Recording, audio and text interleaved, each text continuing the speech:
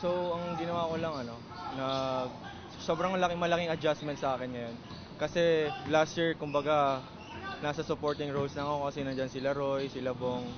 So for me, big adjustment talaga sa akin for this season kasi kailangan magli-lead ka ng example sa mga teammates ko kasi most of our team, half of us is rookies.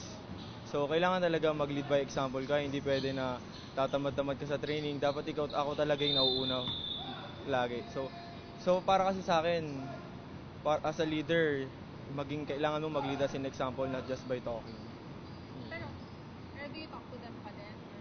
Oo, tinakausap ko pa rin naman sila. Paano lang, more on positive things lang na mga kailangan gawin.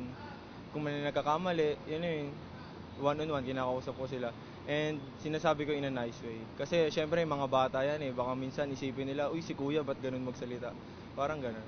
Pressure? Like, nato-pressure ka ba na? And for the season, syempre ikaw na inaasahan. Hindi na, ano lang. Wala naman akong ina-expect sa akin. Basta ang gagawin ko lang, I'll just give my best in every game. Kasi, ano naman eh, pag binigay mo yung best mo, I know, winning will just come. And, bahala na si Lord sa akin, basta ako bibigay ko lang yung best ko. Last year mo na, ano yung gusto mo ma-achieve? Saka paano ka nagpe-prepare para yung best mo yung Ma-achieve, it's my last year ang gusto kong ma-achieve this season. Siyempre, first, gusto kong makapasok sa Final Four. Talaga, kasi, the whole na playing years ko sa UAP, hindi ko pa na-experience mag-Final Four. And na-short kami. For the last 2 seasons na ako naglalaro, pang-5 kami parate. And yung last season ngayon, yung masakit, sayang. Pero move on na talaga dapat. And ang preparation talaga, more on mentals eh. Tsaka, hindi lang mentals, pati sa court talaga. Yung mga alam kong weaknesses ko, kailangan yung mga weaknesses kong yun mag-transform into my strength. Gano'n kahirap i-handle or i-deal with yung gano'n na yung frustration na sunod-sunod sa utak? Frustration. Sa akin, hinahandle ko kasi yung frustrations ko as a blessing na rin for me. Kasi for me, yung mga sufferings na ganun, frustrations, mas nabibuild yung character ko and perseverance. And mas napapalapit ako kay God sa mga times na ganun.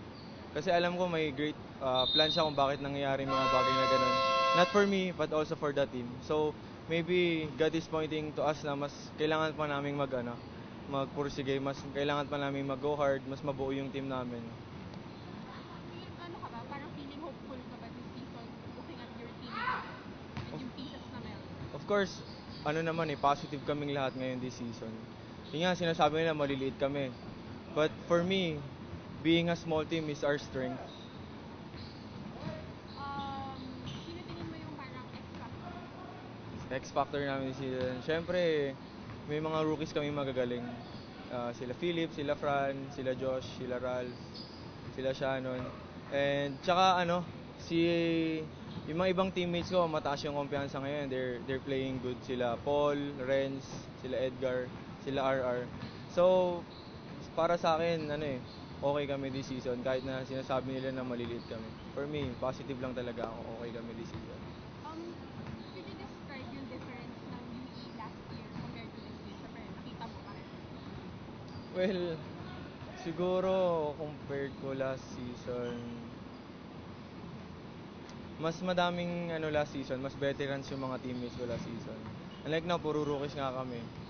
So, ano ba? Aside from yung pieces, like, generally, like, kahit yung attitude ng team, mga ganun.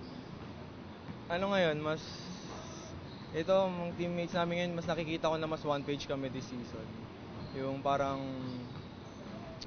nakakapag-usap kami. Alam mo parang walang barrier na, uy, si kuya, hindi nahihirapan kami mapagsabihan. Kumbaga, pantay-pantay kami this season.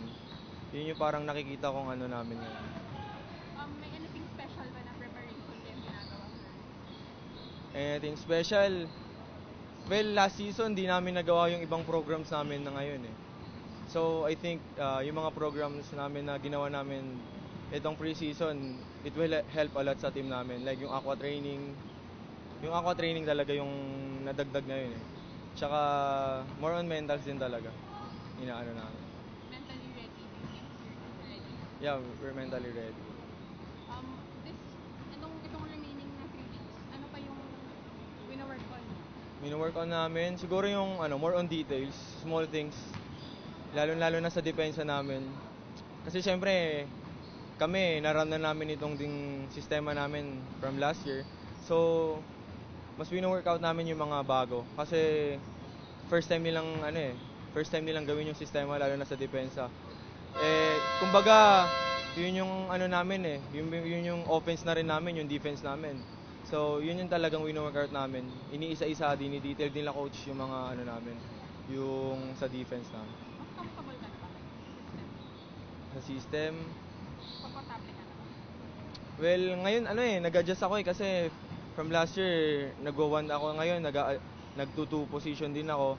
Pero okay naman, mas komportable din ako ngayong season kasi parang lahat ng mga teammates ko okay, pwede magbaba ng bola. Komportable naman. Team to beat, tsaka player to watch out this season. Kahit ibang team, Team to beat, tsaka player to watch out for from another team. team to beat. Ano yun, malakas na team ba yun? For me, team to beat, FEU. FEU. And Sino ang abangan na play? Tingin mo yung parang magaling na player next season? si Paul Varilla.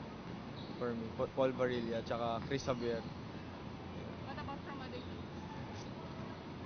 From other teams, alam ko pupukpok lahat yan kasi yung mga madaming mga magla-lasher ngayong season . So I think lahat naman siguro ng mga magla-lasher pupukpok ngayong season. Like Jello, sila Kiefer, sino ba ang magla-lasher? Jello, si Mike, sila Achi.